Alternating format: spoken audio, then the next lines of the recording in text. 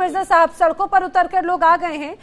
भले ही जिस तरह से लोगों की आवाज दबाने की कोशिश की जा रही है, लेकिन काफी कई ऐसी तस्वीरें हैं जो छुपाए नहीं छुपती हैं। एसके मलिक साहब, सबसे इंपॉर्टेंट बात यह कि नीतियां और नियत की बात होती है। अगर नियत साफ होती तो अपने घर की आग बुझाने की पहले कोशिश करते शहबाज शरीफ और आसिम मुनीर। 15 दिनों तक लोग सड़कों पर उतरे हैं। ये कहा जाए बुचर ऑफ लाहौर को बुचर ऑफ पीओके बनाकर भेज दिया कि भाई आप लोगों की आवाज बंद करो बाय हुक और क्रुक, कैसे भी करके। क्या इससे अपनी छवि सुधार लेंगे स्विट्जरलैंड जाकर, जो बड़े शिगुफे पेश करने की कोशिश कर रहे हैं? नैना जी, सभी मेहमानों को नमस्कार और आपके दर्शकों को भी प्यार भरा नमस्कार। आपने सही कहा कि बात होती है इंटेंशन पे।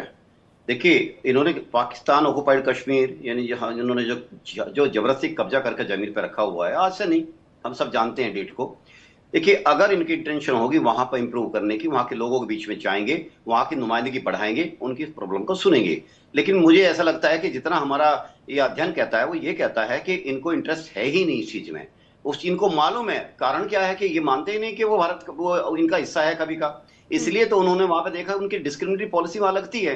और देखिए, पीओजे और गिलगिट बाल्टिस्तान के अंदर तो इनके लोग जमीन खरीद रहे हैं, भले इनको ऑफिशियली कानून तहत लागू में, और बहुत तरीके हैं। आर्मी जहां चाहे जहां हाथ रख देगी वहीं रिजोर्ट बना लेती है। लोग कह रहे हैं कि जो एक डेमोग्राफी चेंज कराने की चेंज हो रही है वो इसलिए हो रही है कि लोकल लोगों को दबाया जाए। और दूसरी बात है, हर चीज में देखिए नैना जी, हर चीज के अंदर एक डिफरेंस नजर आता है। गिलगिट बाल्टिस्तान और पीओजे के इनको इतना बिजली बना कर देते हैं दोनों के दोनों रीजन के सारा का सारा डाइवर्ट हो जाता है इनका पंजाब की तरफ। उनको मिलता है मात्र 5-6% उनका बिजली का मिलता है वहां पे। रॉयल्टी का है, रॉयल्टी नहीं है।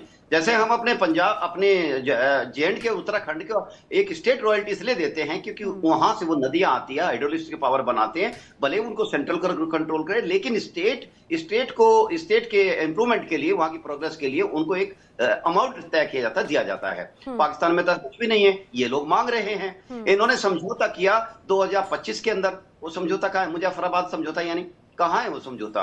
उस पर तो सारी बात उन्होंने, वो सुपरफिशियल कहते हैं, हमने सारी बात